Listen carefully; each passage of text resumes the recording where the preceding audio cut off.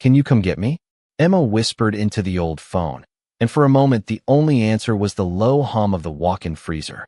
Her apron was soaked where melting frost dripped from the metal shelves. The hospital wristband still circled her left wrist, pale blue against skin gone white from cold. Deep inside the lining of that apron, stitched beneath a torn pocket, a silver key card pressed against her ribs like a hidden blade. On the other end of the line, the man everyone feared said nothing. Silence. 2 seconds. 3. Then a voice as calm as winter itself asked, "Where are you?" Emma swallowed hard and looked at the freezer door. Someone had shoved a steel rack through the handle from the outside. Someone wanted her trapped here. "Storage level," she whispered. "South kitchen." Another silence. Different this time. Not confusion. Calculation. "Stay on the phone." The line remained open. Then she heard movement, distant voices, and a door closing somewhere far away. 3 hours earlier, Emma Hayes knew exactly how to disappear. At 31 years old, carrying more weight than fashion magazines approved of and less money than her rent demanded, she had become an expert at shrinking herself without physically moving. At Belladonna House, the flagship restaurant owned by Adrian Moretti's hospitality empire, invisibility was a survival skill. She carried trays heavier than some people's luggage, refilled wine glasses before wealthy hands realized they were empty, cleared plates while conversations about private jets and political donations flowed around her like she wasn't there. The trick was simple. Move quietly. Smile politely. Never make anyone uncomfortable by existing too loudly. Tonight, Belladonna House glittered under crystal chandeliers. A charity dinner occupied the private dining gallery upstairs. Senators, venture capitalists, old money, new money, the kind of people who expected the world to remain exactly where they left it. Emma balanced a silver tray loaded with Bordeaux glasses when she heard the laughter. Not joyful laughter, sharp laughter, the kind designed to leave a mark. A woman in diamonds glanced at Emma's name tag and smiled. "Some names belong on office doors," she said softly. "Others belong carrying trays." The table erupted. Not loudly. Worse. Politely. Emma kept walking. Years ago, she might have cried in the restroom. Years ago, she might have defended herself. Instead, she adjusted the tray and continued toward table 12. The laughter followed her anyway. Near the entrance to the gallery, Tobias Crane stood reviewing something on a tablet. General manager. Perfect suit. Perfect smile. Perfect reputation. He saw what happened. Emma knew he saw. Tobias looked up briefly, offered the guests an apologetic smile, then typed something into his tablet. Nothing more. No correction. No defense. Somehow that hurt worse. Because cruelty from strangers was expected. Documentation was not. 20 minutes later, Emma returned to clear dessert plates. One chair near the far corner table sat slightly out of line. Not enough for anyone else to notice. Enough for Emma. She bent to straighten it and saw something beneath the polished mahogany. A silver card, half hidden in shadow. She picked it up automatically. Heavy. Metallic. No logo. No room number. Just a faint reddish smear along one edge. Emma froze. It wasn't wine. It wasn't lipstick. It looked disturbingly like dried blood. Across the room, Tobias suddenly stopped typing. For the first time all night, his eyes locked directly onto hers. And in that exact moment, Emma realized the card in her hand was not the only thing that didn't belong there. Emma didn't look away. Most people did when Tobias Crane looked at them. That was part of his talent. He never raised his voice, never slammed a door, never gave anyone a story they could repeat later. He simply smiled until people doubted what they had seen. Across the dining gallery, his gaze rested on the silver card in her hand for less than a second before he returned to his tablet. Then he walked away. That should have made her feel better. Instead, it made the knot in her stomach tighten. The dinner crowd lingered another hour. Crystal glasses clinked beneath chandeliers. Expensive laughter drifted through the room like perfume. Emma carried trays, cleared plates, refilled coffee cups, and kept feeling the weight of the card hidden inside her apron pocket. Not physically heavy, just present, like a secret breathing against her ribs. Near midnight, the kitchen settled into its familiar rhythm. The industrial dishwasher roared. Steam rolled from stainless steel sinks. Someone dropped a pan. Someone cursed. Someone laughed.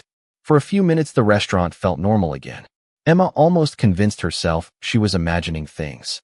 Then her old phone buzzed. A system notification. She glanced down while folding linen napkins. Shift update. Her schedule for tomorrow had been changed. Then changed again. 3 separate revisions within 20 minutes. She frowned. Employees couldn't edit schedules. Only management could. Problem? Asked Denise from pastry. Emma locked the screen. Probably a glitch. But it wasn't. She knew it wasn't. 5 minutes later, she walked into the employee hallway and checked the digital roster mounted beside the office. Her name was there. Then it wasn't. She blinked. Refreshed the screen. Emma Hayes disappeared entirely from the evening shift she had just worked. Her stomach dropped. A voice behind her said, "Looking for something?" Tobias stood at the end of the hallway holding a paper coffee cup. His expression was pleasant. Professional. The expression people trusted. "My schedule looks strange," Emma said carefully. "I'm sure it's nothing." Tobias took a sip of coffee. "The system updates constantly. Technology has a way of confusing people."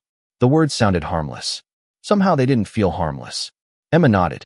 Tobias smiled. "You work hard, Emma.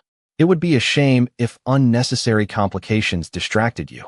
Then he walked away. No threat. No accusation. Nothing she could report. Yet her hands felt cold afterward. At 12:37 a.m., while gathering receipts from table service, she found another inconsistency. Table 7. The private gallery room. According to the register, one guest had ordered coffee.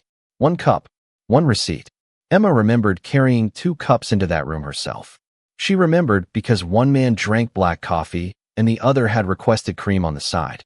She could still see the small silver pitcher sitting between them. 2 cups. 1 receipt. She checked again. The second order had vanished. She slipped the printed receipt into her apron. Just before leaving, she passed the security station. One monitor displayed footage from the gallery hallway. Empty. Clean. Nothing unusual. Yet the timestamp made her stop. The camera claimed the hallway had been empty at 9:14 p.m. Emma knew exactly where she had been at 9:14. She had been carrying a tray of wine glasses through that hallway. She remembered because one glass had cracked in her hand. She remembered the sting. She remembered the blood. And she remembered Tobias standing directly behind her. The hallway wasn't empty at 9:14. The camera was lying. The camera was lying. Emma stood motionless in front of the monitor long after the security guard wandered off to refill his coffee. The hallway reflected across the screen in grainy shades of gray, empty where she knew she had been standing. Empty where Tobias had been standing. Empty where a wine glass had shattered against her palm hard enough to leave a thin scar she still carried.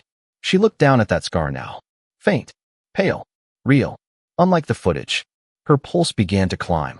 Not panic. Recognition. The feeling that comes when a loose thread suddenly appears in a sweater and you realize it might unravel everything. She left the security station and headed toward the employee lockers. Most of the staff had already gone home. The restaurant felt different after midnight. Quieter. The laughter gone. The chandeliers dimmed. Every polished surface seemed to hold shadows instead of light. Her old phone buzzed again as she opened her locker. Another schedule notification. Another revision. This time her entire shift history for the evening had vanished. Emma stared at the screen. Then she took a screenshot. She had learned years ago that memories could be questioned. Pictures were harder. At least usually. She slipped the phone into her pocket and reached for her bag when a folded reservation slip caught her attention. It had fallen behind the locker bench. Table 7. VIP gallery. The same room. The same table. Emma almost threw it away. Then she noticed something strange. The reservation listed 3 guests. She remembered serving only 2. She remembered because table 7 had been unusually quiet. No wives. No assistants. No security teams hovering nearby. Just 2 men speaking in low voices. Yet the reservation clearly showed 3 names. One of them had been crossed out in black ink. Not removed digitally. Not updated in the system. Crossed out by hand. Emma folded the paper and slid it into her bag. Her stomach tightened. The employee hallway door opened behind her. Tobias Crane stepped inside. He looked surprised to see her. Not startled. Not worried. Just surprised. "Still here?" he asked pleasantly. Emma closed her locker. "Just heading out." Tobias nodded. "Long night." His eyes drifted briefly toward her apron pocket. Just briefly. Then they returned to her face. "You know, Emma, one of the things I admire about you is your dedication. Some employees become distracted by things that don't concern them. You never struck me as that type. There it was again. That careful way he spoke. Nothing directly threatening. Nothing anyone could quote later. Just enough pressure hidden inside the words. Emma smiled politely. I try to focus on my job. Tobias returned the smile. Good. That's usually the safest approach. The silence that followed stretched too long. Then his phone buzzed. For the first time all evening, something cracked. Not much. Just a flicker. Tobias glanced at the screen and immediately turned it away. But not before Emma saw a name. Adrian Moretti, the owner. Tobias slipped the phone into his jacket. Get home safe, Emma. Then he walked away. 10 minutes later, she sat alone at a bus stop beneath a flickering neon pharmacy sign. The city smelled like rain and hot asphalt. She pulled the reservation slip from her bag again. 3 names. 1 crossed out. Something about it bothered her. She opened the screenshot she'd taken of the digital reservation board earlier that evening. Table 7 showed only 2 guests. Not 3. Emma compared the images side by side. Then her breath caught. The crossed-out name on the paper reservation wasn't a guest at all. It was an employee. And directly. Beneath that crossed-out name was a handwritten note that should never have appeared on a VIP reservation sheet. Keep her away from table 7. Emma didn't sleep much. The handwritten note sat on her kitchen table beside an unpaid hospital invoice and a mug of coffee that had gone cold before sunrise. Keep her away from table 7. She read the words again and again. Not because she didn't understand them. Because she did. Someone had planned around her before she ever walked into that room. By 10 o'clock the next morning, Belladonna House was preparing for another private event. The restaurant looked different in daylight. Less magical. More expensive. Fresh flowers lined the entrance. Marble floors reflected the morning sun. Every surface seemed designed to remind people who belonged and who didn't. Emma arrived 20 minutes early and headed straight for administration. The reservation slip was folded neatly inside her bag. The screenshot was backed up on her old phone. The silver key card remained hidden inside the torn lining of her apron. She wasn't trying to expose anyone. Not yet. She wanted to test something. The administrative office occupied a glass-walled corner above the dining floor. Tobias Crane stood inside speaking with a woman in a cream-colored suit. Corporate legal. Emma recognized her from fundraising galas and board meetings. People lowered their voices around her. Tobias looked up as Emma approached. The smile appeared instantly. Polished. Effortless. Emma. His voice carried the warmth of someone greeting an old friend. What can we do for you? Emma placed a printed copy of her shift record on the desk. I think there's a mistake. My shift disappeared from the system. Tobias glanced at the paper. The attorney beside him barely looked up from her tablet. Technology glitches happen, Tobias said. Especially when employees access records they aren't authorized to review. The words landed softly. Like snow. Cold enough to bury something. Emma kept her voice level. I didn't access anything unauthorized. Tobias nodded sympathetically. Of course not. The attorney finally looked at Emma. Her eyes traveled from Emma's worn shoes to the slightly bent name tag on her apron. It took less than a second. It felt much longer. The system shows you were reassigned before the event began, she said. Perhaps you're remembering the timeline incorrectly.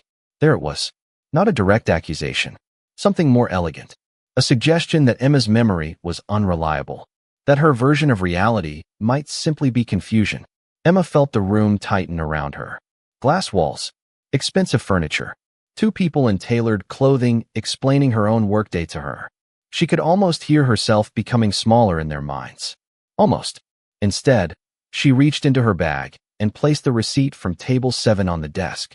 Then maybe you can explain this. Tobias's eyes moved to the paper. For the first time, the smile slipped. Not completely. Just enough. A fraction of a second. The attorney picked up the receipt. 1 coffee order, she said. What about it? I served 2. Silence. Tobias folded his arms. Memory can be tricky, Emma. The second cup had cream. Emma met his gaze. I carried it myself. Another silence. Longer this time. The attorney set the receipt down. Thank you for bringing this to our attention. Dismissal wrapped in courtesy. Meeting over. Conversation finished. Emma understood the message. Leave it alone. She reached for the receipt and stood. As she turned toward the door, she noticed movement through the glass wall below. Adrian Moretti had entered the restaurant. Dark suit. Measured stride. 2 security men several steps behind. Tobias saw him too. So did the attorney. Something changed instantly. Tobias grabbed the receipt from the desk before Emma could take it back. Too fast. Too eager. Then, realizing what he'd done, he smiled again and handed it over. But not before Emma saw the corner of another document beneath it. A guest authorization form from Table 7 bearing a signature that matched the crossed-out name on the reservation slip. The same name everyone claimed had never been there. The name stayed with Emma all afternoon. Not because she recognized it, because everyone else seemed determined to pretend it didn't exist.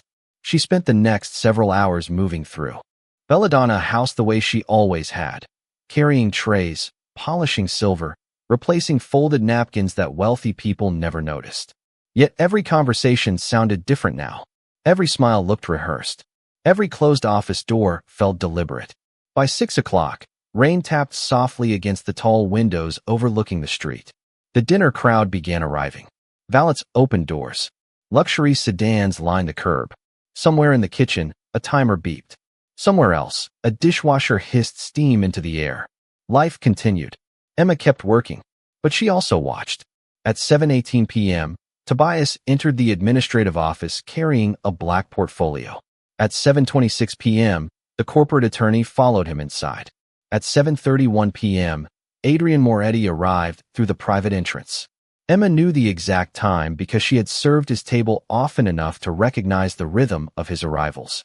He was a man who respected schedules the way some people respected religion. Yet something unusual happened. Instead of heading upstairs, Adrian stopped near the host station. Tobias met him there. The conversation lasted less than 30 seconds. No raised voices. No visible tension. Then Adrian walked away. Tobias remained behind, watching him go. That was when Emma saw it.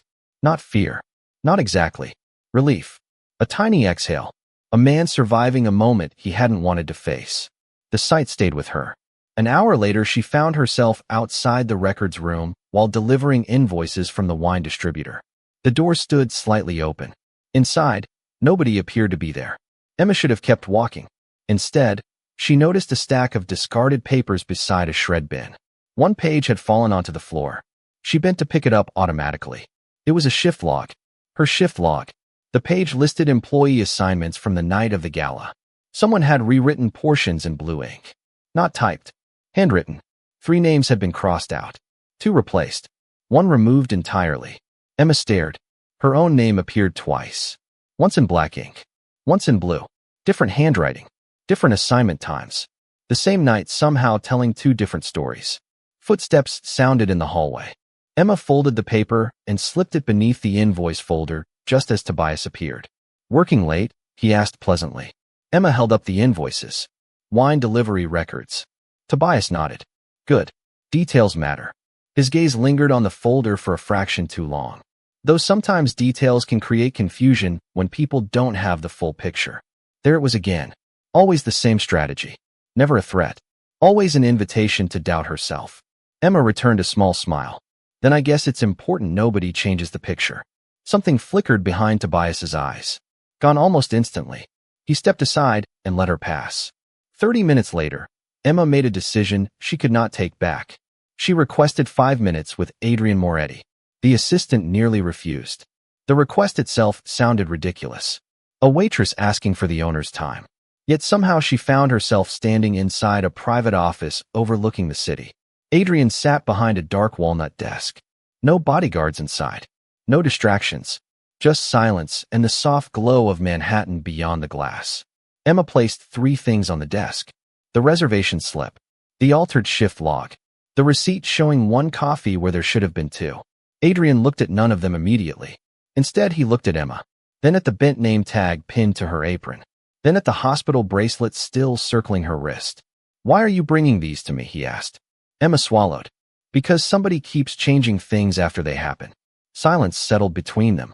Long enough to become uncomfortable. Adrian finally reached for the shift log. His eyes moved slowly across the page. Then stopped. Not at Emma's name. Not at the crossed-out employee. At the ink itself. He lifted the paper closer to the light. Blue ink over black. New handwriting over old. Another silence. Longer this time. Dangerous. Interesting, he said quietly. He reached into a drawer and pulled out a file. Inside was a document signed less than a week earlier. Adrian placed it beside the shift log. The handwriting matched perfectly, and it belonged to Tobias Crane. Adrian Moretti stared at the 2 pages for several seconds without speaking. The city glowed behind him in reflections of gold and white, but the office itself seemed darker now. The silence stretched across the desk until Emma became aware of every tiny sound in the room. The hum of the air conditioning, the distant clink of glassware 3 floors below, the faint buzz of her old phone resting in her apron pocket. Adrian finally placed both documents side by side. His fingertips rested lightly against the paper. "Leave these with me," he said.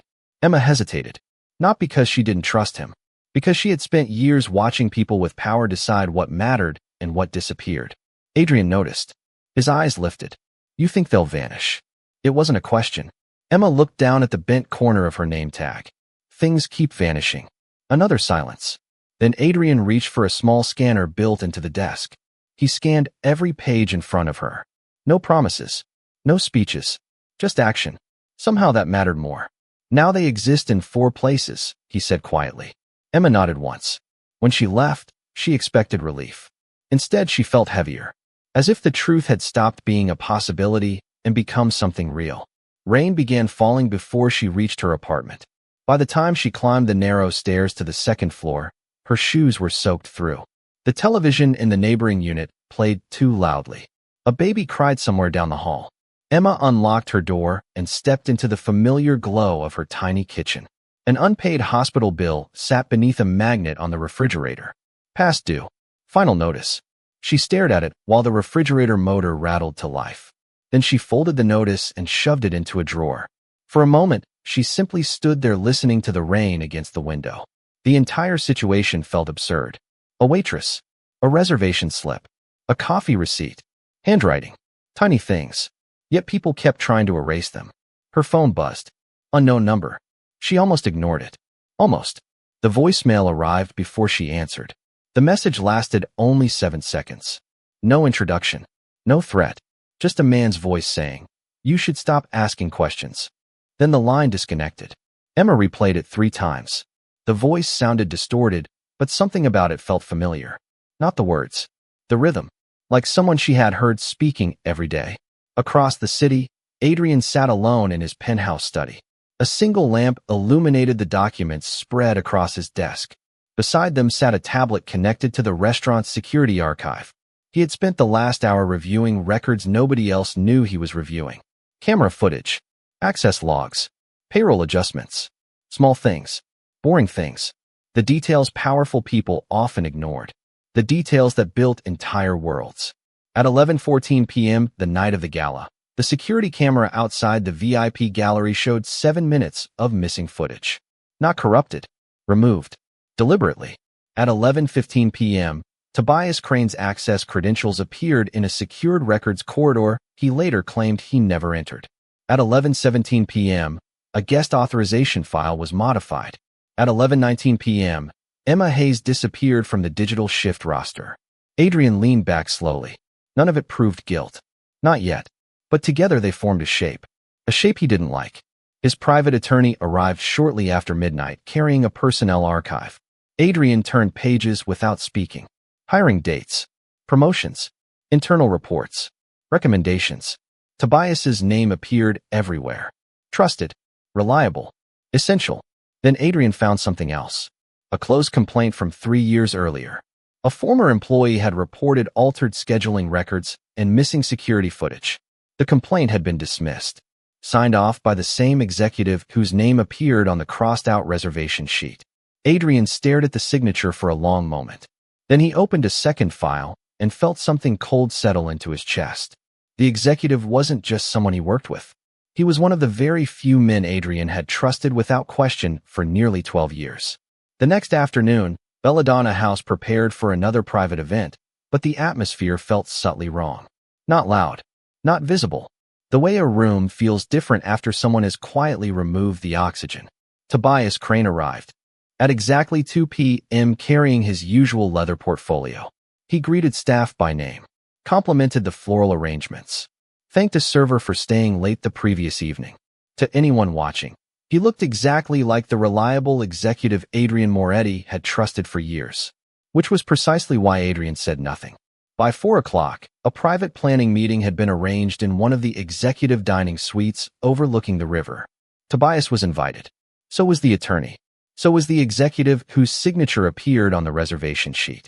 Emma was not officially part of the meeting. She was there to serve coffee. That was all, at least on paper. A crystal pitcher of water sat untouched in the center of the table. Beside it rested a sealed manila envelope. Nobody mentioned it. Nobody touched it. The envelope might as well have been a loaded weapon. Adrian arrived last. His charcoal suit was immaculate. His expression unreadable. He took his seat and folded his hands. "One question," he said. The room immediately quieted. Tobias smiled. "Of course." Adrian glanced toward the window. "Who authorized the changes to the gala staffing schedule?" Silence. "Not uncomfortable yet. Just careful." Tobias answered first. "Human resources handled routine adjustments. Nothing unusual." Adrian nodded once. "Which employee was removed from table 7? Tobias barely hesitated. No employee was removed. Emma stood near the coffee station, holding a silver tray. She kept her eyes lowered. But she listened. Every word. Every pause. Adrian looked toward the attorney. "Your understanding?" The attorney adjusted a folder. "There is no record indicating staff reassignment involving that table." Another smooth answer. Another polished lie. Adrian said nothing. He simply opened the envelope and slid a single document onto the table. The handwritten reservation sheet. 3 names. 1 crossed out. The room became very still. Tobias's smile remained in place. "Barely. Interesting," he said. "Looks like an outdated draft." Adrian leaned back. "Maybe." Silence returned. Tobias reached for his water glass, but stopped halfway. Just for a second. Then continued. Across the room, Emma noticed something nobody else seemed to notice. Tobias wasn't looking at the crossed-out name. He was looking at the corner of the page. The lower right corner. The place where someone had written, "Keep her away from table 7." The exact spot he should not have known existed if he had never seen the document before. Emma's pulse quickened. Adrian asked another question. "Do you remember where you were at 11:14 p.m. the night of the gala?" Tobias nodded immediately. "Reviewing vendor reports in my office." Too quickly. Too confidently. Adrian opened another folder. "Interesting." Again. Just that one word. Nothing more. A screen mounted on the wall flickered to life. Security footage loaded slowly. A buffering circle spun in silence. Nobody spoke while it loaded. Nobody moved. The only sound was the faint vibration of a phone somewhere on the conference table. No one reached for it. 7 seconds passed. 8. 9. Then the footage appeared. Not enough to prove everything. Not enough to destroy anyone. But enough to show Tobias entering a secured corridor at 11:14 p.m. The same corridor he claimed he had never entered. Tobias finally shifted in his chair. Barely. The executive beside him looked down. The attorney closed her folder. Adrian remained perfectly still. More dangerous now than if he had been angry. Emma tightened her grip on the tray. For the first time, Tobias looked toward her. Not past her. At her. And in that brief moment, he understood something that made the color drain from his face. The waitress he had spent days trying to erase was standing inside the room, while Adrian Moretti quietly built a case around her. No one spoke after Tobias looked at Emma. The silence settled over the executive dining suite like a locked door. Outside the floor-to-ceiling windows, the river moved beneath gray evening light. Inside, nobody touched the water glasses. Nobody reached for the folders. Tobias finally cleared his throat. A hallway access log proves very little. His voice remained controlled. Professional. Almost convincing. The attorney beside him nodded slightly. Context matters. Adrian Moretti looked at neither of them. His attention remained on the screen. "You're right," he said quietly. "Context does matter." He pressed a button on the remote. Another file appeared. Not security footage. An email archive. The room grew still again. Tobias's expression did not change, but the color in his face did. Emma recognized it because she had seen it before on customers who realized the check was much larger than expected. The moment before panic. Adrian opened the first email, then the second, then the third, each one sent from Tobias's account, each one directing changes to staffing records, reservation files, and archived schedules. Nothing criminal by itself. Nothing dramatic. Just a long trail of tiny alterations, tiny enough to disappear, until someone placed them side by side. Administrative corrections, Tobias said. Routine operational adjustments. Adrian nodded once. That's what I thought too. He pressed another button. This time, Emma stepped forward. The old phone felt strangely heavy in her hand. She placed it on the conference table. Nobody looked at her at first. Then Adrian did. Tell them what you noticed. Emma swallowed. Every eye in the room shifted toward her. Not because she was important, because they suddenly realized she had been paying attention. The voicemail, she said softly. The man who called me tried to disguise his voice. Tobias leaned back. Anyone could leave a voicemail. Emma nodded. That's true. She opened an audio file. But most people don't repeat the same phrase. The recording played through the speakers. 7 seconds. You should stop asking questions. The message ended. Silence followed. Then Emma looked toward Tobias. You say interesting before difficult conversations. Tobias said nothing. Emma continued. You say technology has a way of confusing people. You say context matters. And when you're nervous, you pause half a second before the last word. The room remained silent. The voicemail does the same thing. Tobias laughed softly. Too softly. That's absurd. Maybe. Adrian's voice cut through the room. Calm. Dangerous. He pressed another button. A second audio clip played. Tobias speaking during a recorded management meeting 6 months earlier. The same cadence. The same pause. The same rhythm. Nobody moved. The attorney lowered her eyes. The executive beside Tobias stared at the table. Adrian sat motionless. Then Emma reached into her apron and removed the final piece she had protected from the beginning. The silver key card. She placed it beside the phone. I found this under table 7. Adrian picked it up carefully. For the first time since this began, his hand stopped moving. On the back of the card, beneath the dried smear everyone assumed was wine, a lab report had confirmed something else. Blood. Human blood. Adrian opened the attached access report. The card belonged not to a guest, not to a manager, not to security. It belonged to the executive sitting beside Tobias. The same executive who had dismissed complaints. The same executive whose name appeared on the reservation sheet. The same man Adrian had trusted for 12 years. Adrian stared at the report for a long moment. Then at the man across from him. Something painful passed through his eyes. Not anger. Betrayal. The kind that arrives years late. Nobody spoke. Nobody needed to. Adrian removed his glasses, folded them carefully, and set the key card on the table between them. Then he looked toward his attorney and said, very calmly, "Call my attorney." Now. No one moved immediately after Adrian spoke. The attorney rose first. Her chair slid softly against the floor. A phone call was made. Then another. The executive whose blood had been found on the key card seemed to shrink inside his expensive suit. Tobias stared at the table. For the first time since Emma had known him, he had nothing prepared to say. No polished explanation. No careful smile. Just silence. Real silence. The kind that arrives when a lie finally runs out of places to hide. The weeks that followed were quieter than anyone expected. There were no dramatic arrests in the dining room. No shouting matches. No public scenes. The investigation moved through conference rooms, legal offices, insurance auditors, employment attorneys, and board meetings. Records were subpoenaed. Financial transfers were traced. Deleted files were recovered. The executive resigned before formal charges were announced. Tobias was terminated and later named in multiple civil actions connected to falsified records and concealed complaints. Several former employees were contacted by attorneys. For the first time, their reports were actually read. One Friday morning, Belladonna House opened 2 hours late. Every manager and employee had been asked to attend a mandatory meeting. Emma almost declined. She hated being the center of attention. Yet she found herself standing near the back of the dining room, where crystal chandeliers glowed overhead. The same room where she had once listened to people laugh, while pretending she wasn't standing there. Adrian stood at the front. No stage. No microphone. Just a man speaking plainly.